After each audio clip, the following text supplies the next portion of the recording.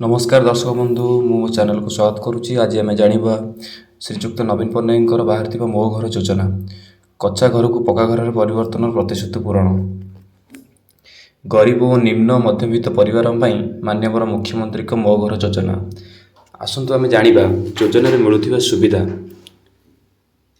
एमर चारि प्रकार ऋण 1 लाख 1.5 लाख और 2 लाख 3 लाख टंका माध्यम नूतन गृह निर्माण संप्रसारण संपूर्णकरण उन्नतीकरण श्रीजुक्त नवीन पट्टनायक ऋण जोगाई दौरान ऋण अर्थ उपर राज्य सरकार तरफ सब्सिडी एथिरे जो सब ऋण दिज्व राज्य सरकार तरफ सब्सिडी किसी मिल एससी एसटी भिन्नक्षम मुख्य परिवार निमंते अतिरिक्त सब्सिडी जो मैंने एससी एसटी कास्ट होते से परिवार निमंते अतिरिक्त सब्सिडी व्यवस्था रही। रेजिस्ट्रेशन खर्च स्टाम्प ड्यूटी आईन परामर्श इत्यादि छाड़ सरकार मिलूथिबा सब्सिडी कौन आसते आम जाना। जदि आप 1 लाख टंका ऋण नौकरी ताल आप साधारण परिवार जेनरल एवं ओबीसी से 30,000 सब्सिडी छाड़े। आपड़ यदि एससी एसटी होती तो आपन को 40,000 ये सब्सिडी छाड़ कर 1 लाख।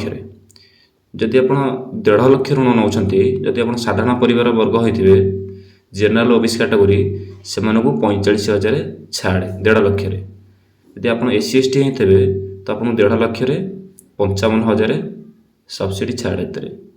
2 लाख ऋण ने से आपको मिल साधारण परिवार को 60,000 सब्सिडी 2 लाख छाड़। एससी एसटी मान मिल 2 लाख 70,000 छाड़। यदि आप 3 लाख ऋण नौकरी से मिल 60,000 सब्सिडी छाड़ साधारण परिवार मानू एवं एससी एसटी मान को 70,000 छाड़।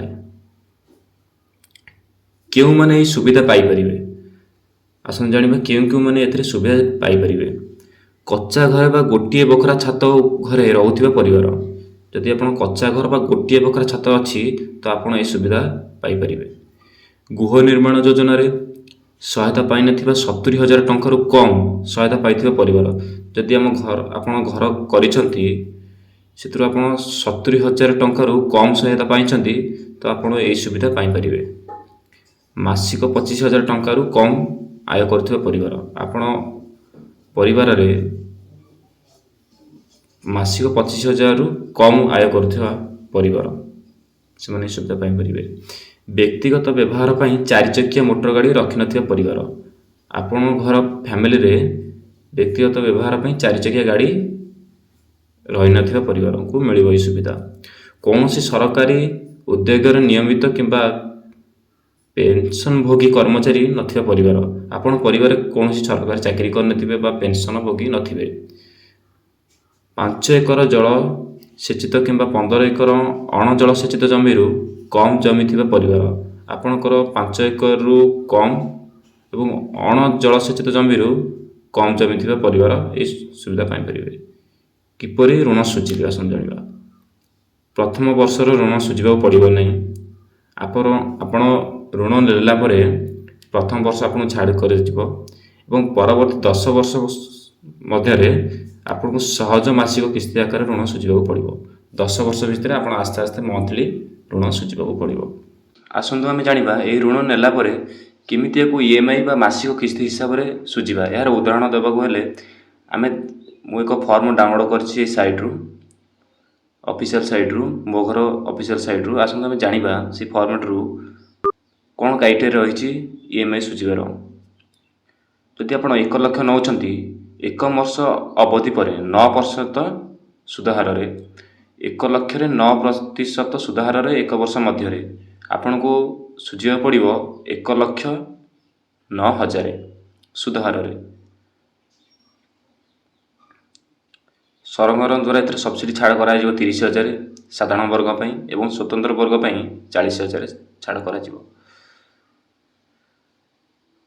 मासिक किस्ती आपन को आसीज साधारण वर्ग मान को 1,001 एवं स्वतंत्र वर्ग मान को 864 टंका माने 1 लाख आपड़ यदि ऋण नौकरी मासिक किस्ती पड़ जाए आपन को। जदि आप 1.5 लाख नौकरी ऋण तो आपन को ये पड़ 1 वर्ष अवधि पर माने गोटे वर्ष पर आप सुझे 10 ବର୍ଷ ଲାଗିବ ସୁଝିବା ପାଇଁ, 10 ବର୍ଷ ଟାଇମ୍ ଅଛି। ତା ବର୍ଷ ସେ 10 ବର୍ଷ ମଧ୍ୟ ଭିତରେ ଆପଣ ଯେବେ ସୁଝିପାରିବେ, ଆପଣ 4 ବର୍ଷ ସୁଝିପାରନ୍ତି, 5 ବର୍ଷ ସୁଝିପାରନ୍ତି, ଆପଣ ଯେବେ ସୁଝିପାରିବେ। ତ 1 ବର୍ଷ ଅବଧି ପରେ 1.5 ଲକ୍ଷ ଯଦି ଆପଣ ଋଣ ନେଉଛନ୍ତି, ସେଥିରେ ଆପଣଙ୍କୁ ସୁଝିବାକୁ ପଡ଼ିବ 1,63,500 ଟଙ୍କା।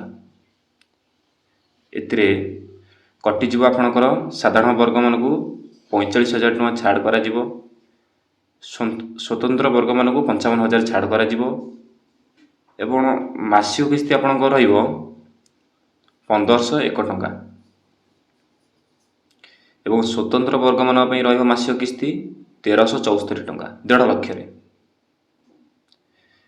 ଯଦି ଆପଣ 2 ଲକ୍ଷ ନେଉଛନ୍ତି, ବର୍ଷେ ପରେ 1 ବର୍ଷ ଅବଧି ପରେ 9% ସୁଧ ହାରରେ, ତ ଆପଣଙ୍କୁ ସୁଝିବାକୁ ପଡ଼ିବ 2,18,000।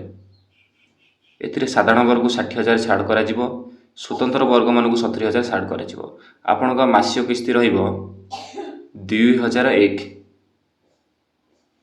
ଏବଂ ସାଧାରଣ ବର୍ଗମାନଙ୍କୁ ରହିବ 2,001 ଏବଂ ସ୍ୱତନ୍ତ୍ର ବର୍ଗମାନଙ୍କୁ ରହିବ 1,875।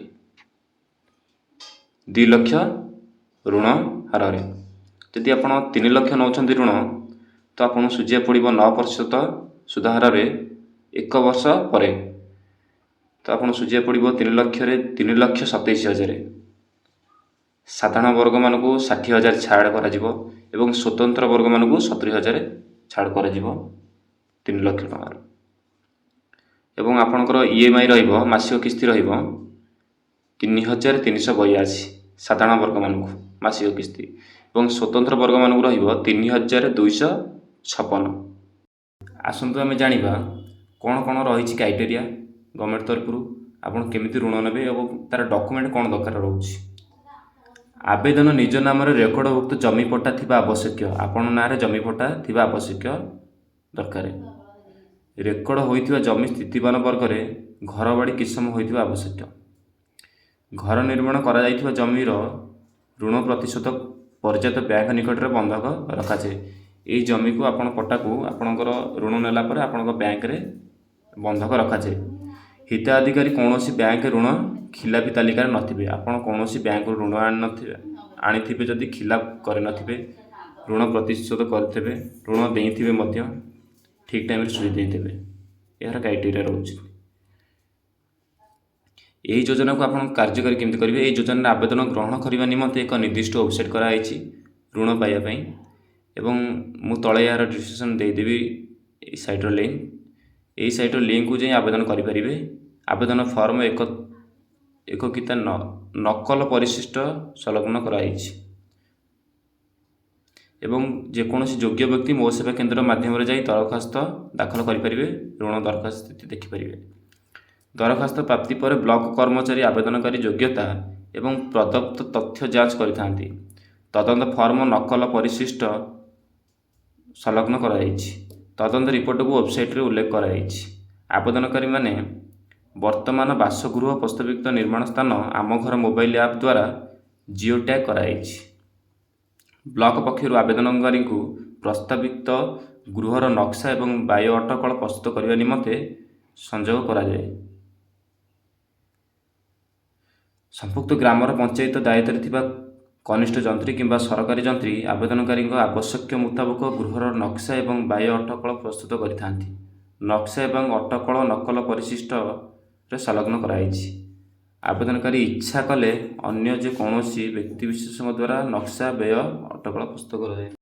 ମୁଁ ଏହି ଭିଡ଼ିଓ ମାଧ୍ୟମରେ ଆପଣଙ୍କୁ ଯେଉଁ ସବୁ ଇଣ୍ଟ୍ରୋଡକ୍ସନ୍ ବତେଇଛି ଗଭର୍ଣ୍ଣମେଣ୍ଟ ତରଫରୁ ମୋ ଘର ଯୋଜନା ପାଇଁ ଆପଣଙ୍କୁ ବୁଝିପାରିଥିବେ। ସେଥିପାଇଁ ରହୁଛି, ଧନ୍ୟବାଦ।